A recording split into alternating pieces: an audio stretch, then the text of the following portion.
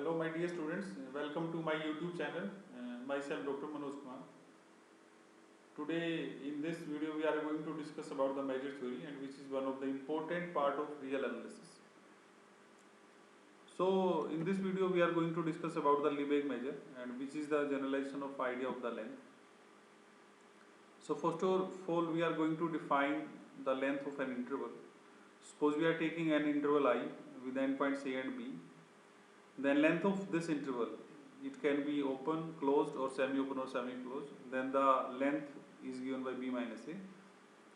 For your convenience, there is one example that if we have taken interval I as 3, 8, then length of I equal to 8 minus 3 is equal to 5.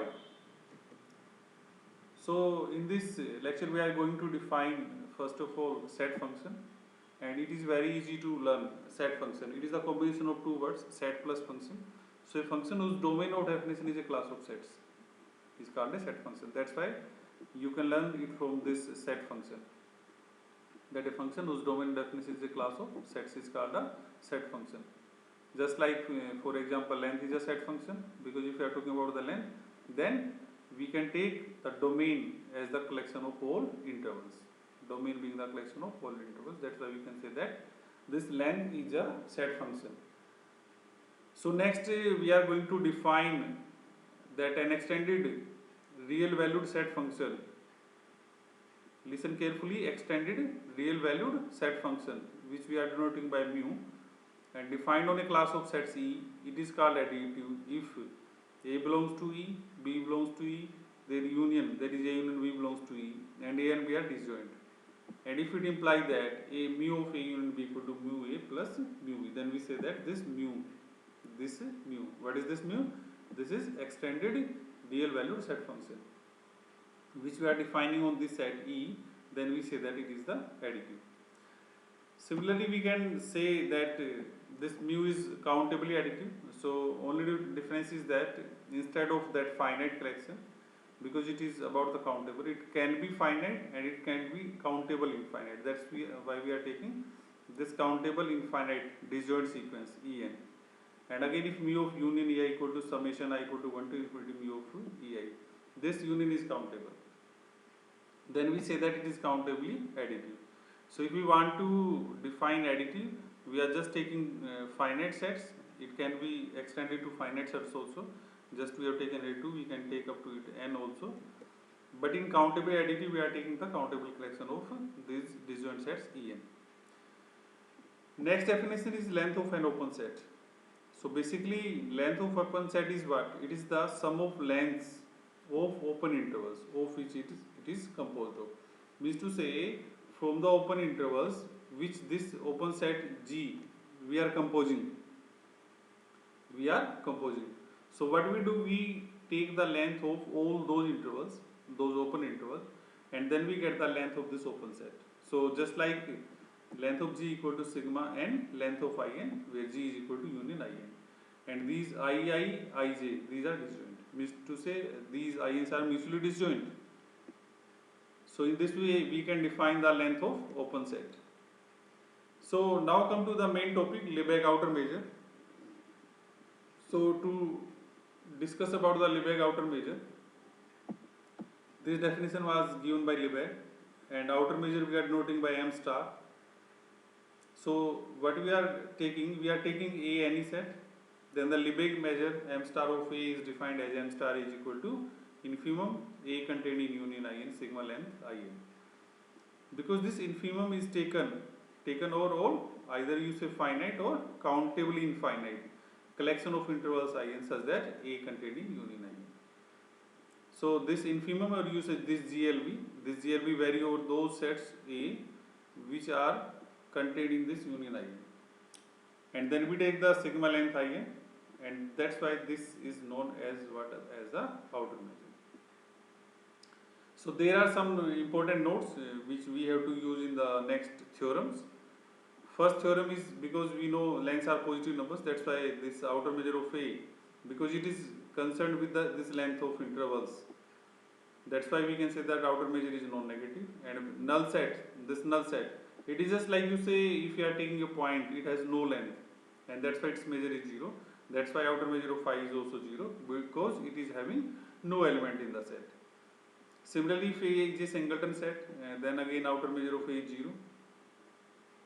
And if A containing B, this is very important result, then outer measure of A less than equal to outer measure of B. That means to say M star A less than equal to M star B. So if A is singleton set, then outer measure is 0. If it is empty set, then outer measure is 0. And if A containing B, then M star A less than equal to M star B. And third one is length is translational invariant. Means to say, if we look at this interval I equal to 3, 7, and we translate it to I plus A, where A is any number, then it becomes 3 plus A, 7 plus A. So if we compute the length of this I, which is 4, and length of I plus A, it is also 4. That's why we can say that length of I equal to length of I plus A, and from here we can say that length is translational invariant. So again, it is important result which we have to use in this main theorem of this video. Show that outer measure is translational invariant, because outer measure and length both are concerned, both are connected. That's why using the help of length of an interval, we can also say that outer measure is also translational invariant. So just like if you look at this example, we have shown that length of I plus equal to length of I, and then we are saying that this length is translational invariant. So on the same line, if we have to prove that outer measure is translational invariant, what we do? We prove M star A plus X equal to M star A for any set A, and you can define this A plus X as what? We vary the elements of A. That's why we take here A, and plus this X is fixed, A belongs to A. So to prove this result, what we do? We have to show these two outer measures equal. So what we do? First of all, we show M star A plus X less than equal to M star A, and in the next we show M star A less than equal to M star A plus X. Means to say, we have to show two numbers equal, A equal to B. So what do we do? A less than equal to B and B less than equal to A. So we are taking the same procedure. So for this, what we are taking, we are going to take the help of outer measure. That's why we have taken IN collection of intervals such that A contained in union IN, and again it is the countable collection. So if we use the definition of outer measure, because outer measure was the infimum, that's why we can say that outer measure of A greater than equal to sigma length IN minus epsilon. But because A contained in union IN, that's why A plus X contained in union IN plus X, because this X is independent of this union. That's why we can take it inside the union, because union is varying on this N, and this X is independent of N.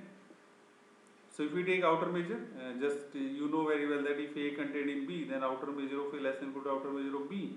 So M star A plus X less than equal to, and this is the interval, so it becomes length. That we prove that outer measure of an interval is equal to its length. That's why we are making use of the concept that outer measure of this IN plus X is equal to length of IN plus X. But because we know that length is translational invariant, that's why we can write it as length of IN. And this sigma length IN, if you look at this one, sigma length IN is less than equal to, we take epsilon to this side. So what we get? Sigma length IN less than equal to M star A plus epsilon.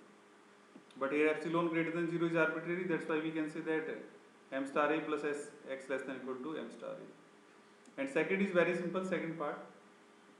We can write A as A plus X minus X. So we are concerned with this X.